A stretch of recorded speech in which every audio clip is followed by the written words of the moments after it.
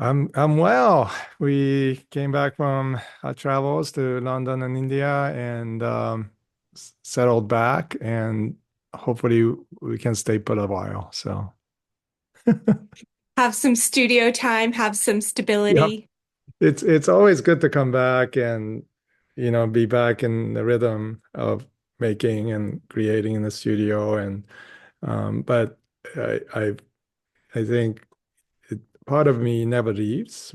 So uh, even when we were doing our work in California, I would come back. I had two studios, so I would be doing back and forth. But when you set up your materials and especially in Pasadena, we had a community, fellows, and so I felt like it was such a blessing to come back and immediately you're able to reconnect with your work. So Yeah, yeah. that was a really beautiful studio time. Yeah, I was. Looking back, it was such a gift. And hopefully to follow community as well. We did a lot of things that I think made an impact. And even if it was invisible work behind the scenes, creating community is just such an important work, especially what's going on today. So. Yeah. I mean, I was just last night, I was on a Zoom with other fellows. Mm, yeah. We've been meeting together regularly since the Yeah, so start of good. the Yeah. pandemic. And it's that came from that studio space, from that time working Right. together. And all of us are in vastly different myriad ministries. Yeah. And we're sustained by the relationships that we cultivated there. Yeah, it's so amazing to hear that, and I'm not surprised. And you guys created community.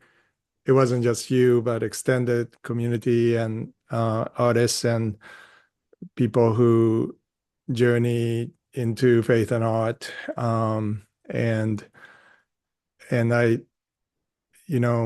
when I hear from the fellows, we have the last fellow graduating from Bucknell, and he just emailed me, "Hey, can we connect?" And so we were able to connect yesterday. But it's just a good continuation. He's graduating, but I think it'll be. I was encouraging him to connect with other fellows, continue to meet with them because there's shared wisdom, and kind of peer counseling that happens is so important. So Yeah. And that is the generative work. yeah. That is how we shift the metaphor, as you Mhm. so eloquently spoke about in your talk that you gave in England, right? Yeah, Like London. Yeah. at ARC, right? Like, Mhm. Yeah, and it was definitely, a hard place to say that because, wherever you speak especially in a public forum like that, there's a tendency to create a niche, you know, um, audience, and that happens everywhere, no matter where you're speaking. And so, many times you try to understand the language of that tribe mm, and try to speak to them. But this time I really felt like I had to push back a little bit, and to say what was on my heart. And and it wasn't an easy context to do that, but I'm glad that what we speak about in private conversations in the studios, wrestling with this issue of cultural wars and being in a polarized culture as artists, and especially followers of Christ. um, we really don't fit into the predominant conversation anyways, right? So artists are always, you know, feeding and developing a language that often moves outside of tribal realms. Um, and this was a case where I was a little bit explicit about that. It was not being against certain stance, but for this diverse, prismatic language of culture, which is really the language of culture care. Yeah. And you talk about being the canaries in the coal mine Yeah, and the need for a prismatic culture. And just imagine for a minute what art could be produced if the canaries weren't singing about danger, but if they were singing yeah, about exactly, everything else, all exactly. kinds of possibility, Yeah, positive possibility, I should yeah, clarify. exactly. And I woke up this morning and song sparrows, when the spring comes, they change their songs.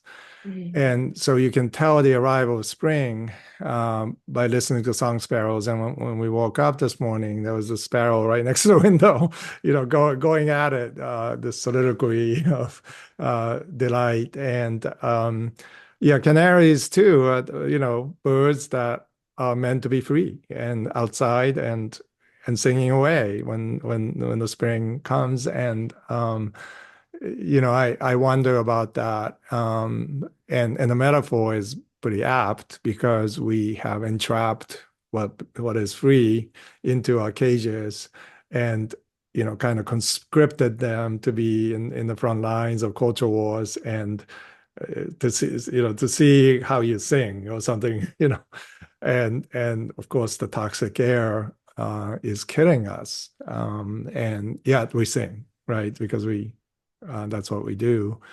Um, and they know by us singing that there is danger in the air, right? And and I wonder, yeah, what it means now to be a canary in the coal mines of culture wars, toxicity, and we continue to make art, right, in such a time as this, and we try to be honest and vulnerable, and yeah, it's challenging for all of us to stay true to our voice and to survive actually. Mm. Yeah. And you mentioned three things, the art making, the honesty, and the vulnerability Mm-hmm. as sustaining practices Mm-hmm. for continuing to sing as Mm-hmm. the artistic canary. Mm-hmm. Is there anything you would add to that list? Well, community, right? We need Yeah, to yeah, yeah, yeah. stay together if we can. I mean, we're not, oftentimes we find ourselves in scarcity mindset ourselves. So we think that we're imprisoned or we're captured in a cage, but it's often mental. Mhm. We get fearful and filled with anxiety, so we're like withdrawing when it's just a mindset of well, maybe because the air is toxic and it's very hard to be an artist today, to speak the truth as a human being. You know, maybe we should be more intentional in getting together and and understanding the challenges, but those fellowships will mean so much more when we have common struggles, right? That we can talk about and say, how are you doing this month, and see each other's works in the studio, go to each other's concerts, be on backstage. These are very, very important markers of health anyways, but especially in today's climate, I think it's essential. Yeah. And that idea of the interdependence, the community Yeah. being together in all the Right. ways that we're able, right? Yeah, Yeah. when we think about the fellows, right, you guys are so diverse, they're just so, I mean, if you look at all of you together, and especially, now that we have few from Bucknell who may not be on the same faith trajectory that we're on, um, and that was a way to say culture can work in eyes of people outside of church walls. And it's proven to be true. The language or cultural care can really be, played into lives of people who don't consider themselves to be Christians. So there's an interesting overlap there. So including that, this prismatic reality of very diverse backgrounds and cultures. Everything to me is just so beautiful. It's kind of a mosaic of what the world looks like. When you guys are together, you hear voices, there's just a cacophony of laughter and tears and, just prayer and praise all together, this joyful noise that because you can tell, like, when the fellows are coming, like it's like what's going on? Like, why are you so, joyous or, and why are you pushing into the darkness together? That's a rare sight. So I want to see more of that in the world, actually, as we move forward. Yeah. Yeah. Instead of the redcoats are coming, the fellows are coming with a different kind of revolution, right? Yes, exactly. You don't even need an announcement, you're coming.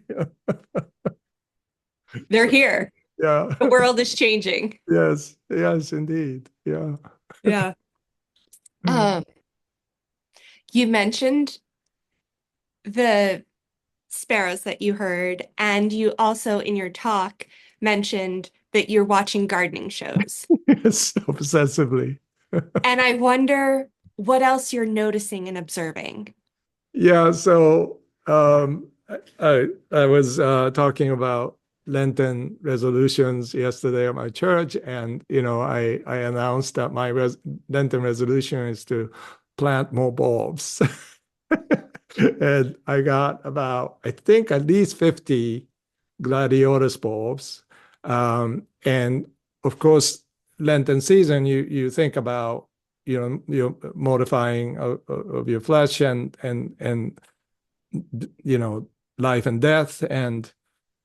But planting bulbs is a perfect reflection because, you're literally burying them underground, right? It's like a funeral, and yet it's an hopeful act, right? That soon they will come up, and by the summer comes, I'm gonna have 50 beautiful, flower stalks, and I'll be able to paint them. Gladiolus is one of my favorite flowers to paint.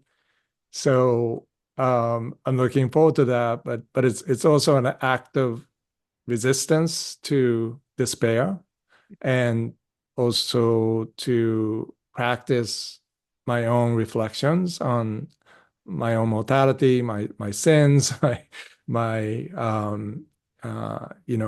sense of even repenting of my righteousness, as Tim Keller used to talk to us all the time about that. Like, if you're religious, maybe the greatest temptation is to feel like you have all the answers, or you're of the right religion, so to speak. Mm. And just as much as we need to repent of our transgressions against God's law, um, we need to repent of our righteousness. He talks about, and so planting bulbs remind you that in the very act of burying something, it it is about ultimately about why are you planting? You're planting so that the flowers can come up, and that notion, when we apply that to spiritual principles, what are we burying today in faith, and also in the act of humility, right? The word humility has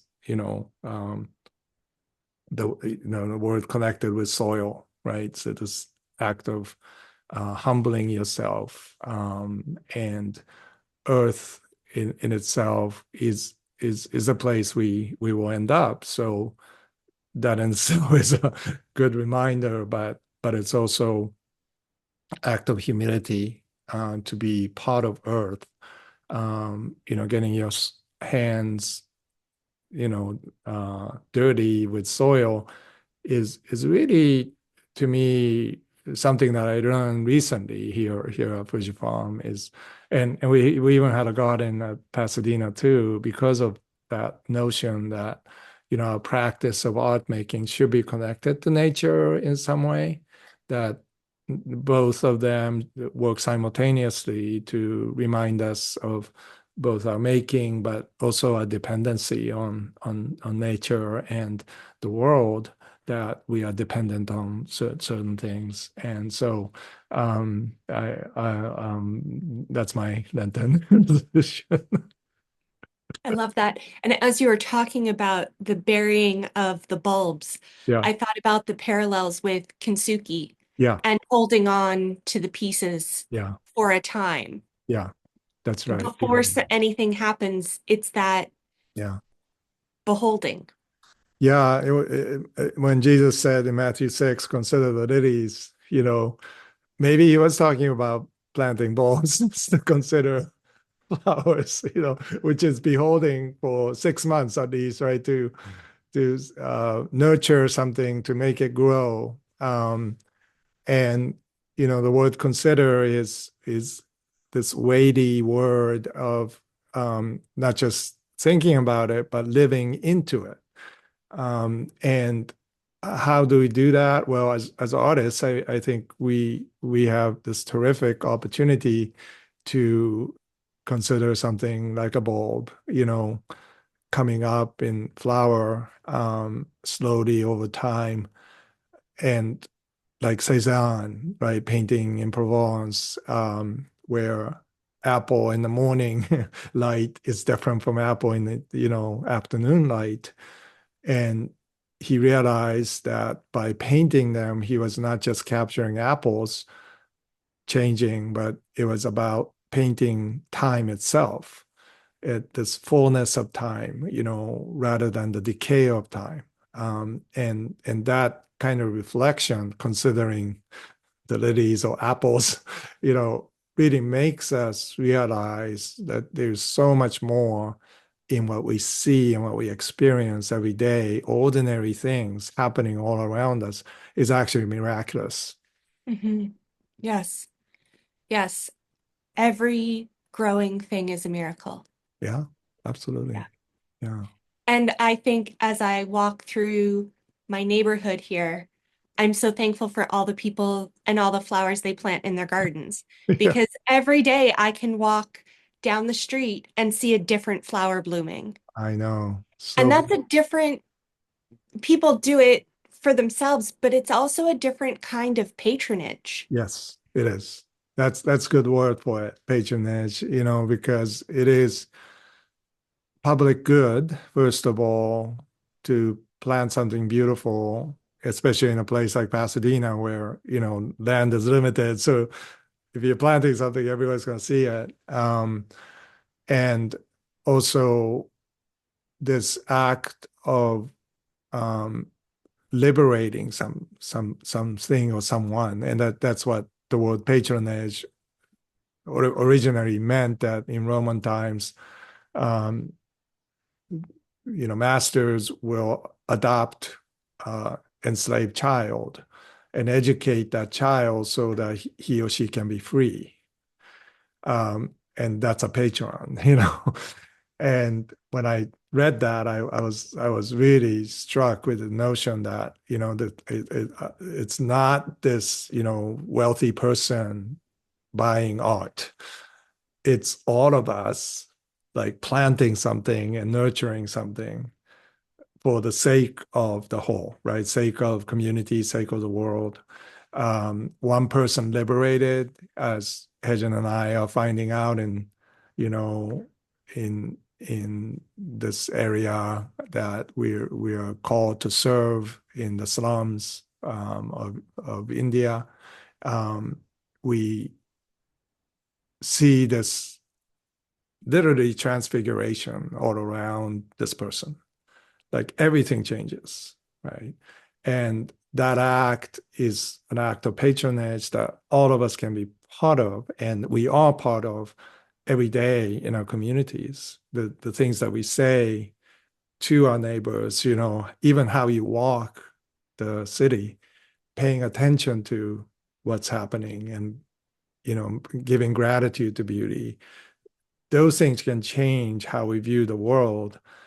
And even as we struggle with the current climate, um, again, these moments of bringing a candlelight into a dark, dark space, that candlelight can even seem brighter when we see one, flower on the sidewalk that somebody intentionally planted. It's as if that flower is for you, speaking to you at that moment. And so that's part of culture care that everybody can participate in. And it's also patronage, like as you note, it's really an important act done in hope of liberating someone. Mhm. Yeah. More flowers, more liberation. Yeah. Plant trees, right? Plant trees and build houses, settle down. Jeremiah 29 Yeah. tells us in Yeah. exile, in exile. So yeah, yeah, For more flourishing, right? yeah. And so that's the work of the artist is Yes. is doing that. Is not thinking, oh, there's another patron coming to save all of us. It's becoming the patron ourselves. Right. Exactly. And that's exactly right. And that's what I tell artists, who come to my talks on patronage, hoping to find a patron, right? And there's nothing wrong with that. But I think it might be good if we start by being a patron ourselves. Mhm. Um, and it's an act of generosity, simple act of kindness that starts with that. But, it's also going to, our friends' studios and buying a piece. It's also buying a ticket to modern dance, friend who's a dancer, and then being with that person backstage, to support that person. Those simple acts can really translate into something profound, life transforming for us, certainly, but for that person and the community that they're involved in. So these small acts of culture care can really matter. Yeah. What have you been thinking about? um, a lot about those things. I been thinking about um, everything from what kind of world we live in and how fast it's shifting, where it's so unpredictable what's going to happen 6 weeks from now, let alone 6 months. No one knows. So um, we can be fearful about that, but also artists know, as you noted, that these moments of awareness, of staying present, even though what's happening may be out of control or chaotic, we can always find the eye of the storm. That's our gift, because we're kind of storm chasers, and we're good at that. We find cultural shifts and tensions and counterpoints, and we get excited about those things, but also we can push beyond that into the eye of the storm. And if we can do that, then that's an act of faithfulness that can help others to find shelter in the storm. And so I've been thinking a lot about, today and 500 years ago, right? And how much, people back then and people in the slum community that we serve they have this enchanted view of the world where we lost that, right? In the so-called advanced modern societies. And so our imagination kind of is twisted because we get caught up in all sorts of spin, conspiracy theories to, whatever the theology of the day that flashes up. And we haven't done well to cultivate our imagination toward that magical enchantment that a single stem of flower can, inform us. And so how do we recover? And that's an artist's job, right? That we need to take the lead in depicting this enchanted reality that is real, the capital R around us. Um, but modern philosophy and theology and even sociology and psychology has blinded us, I think, to that reality that artists kind of instinctively know is there. So I really want artists to come alive in that and to, in a sense, take the lead and leading us into that enchanted reality, which is also the eye of the storm. It's like finding um, hope, color in desolate wasteland. Something that's coming up that's beautiful. And so that kind of notion I've been thinking about a lot because I think part of our call as artists is to provide that, create something that draws others into it.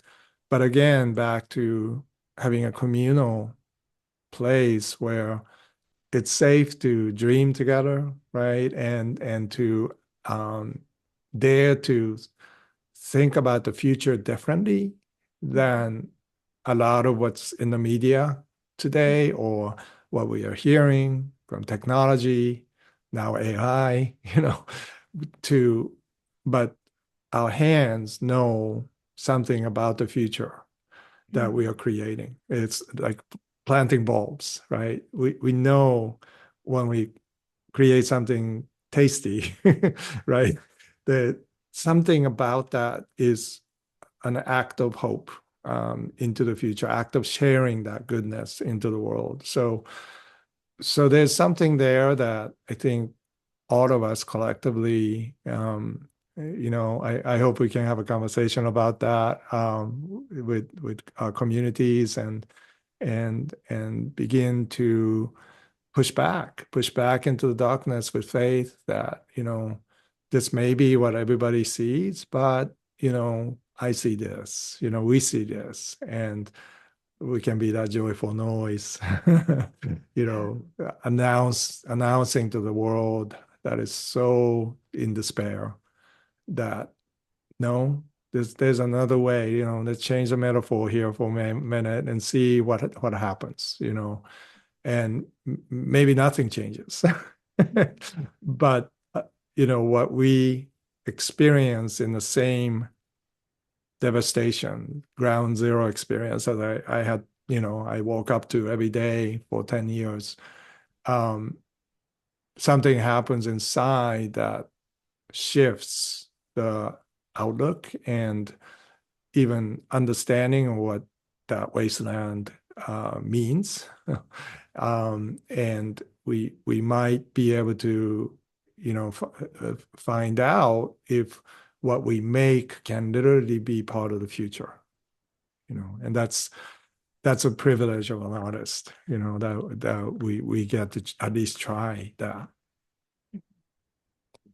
Yeah, I was reminded of the concept when someone undergoes trauma, the antidote to that is finding the glimmers. Yes, yes, And glimmer. so you're talking about that, looking for the light, looking for a place that isn't quite as dark that might lead to something else. Yeah, yeah, and you hear, maybe especially because of the current situation, people, I've heard from several people who didn't know about my work, they walk into a museum or galleries and they had a moment of stillness in front of my work that revealed something new to them, gave them hope. And I suspect that's happening more and more because people are forced to slow down a bit and to reckon with this,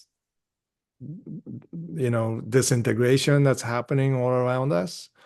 Um, and so art can be a place conduit to be situated in this enchantment of nature that we lost connection with.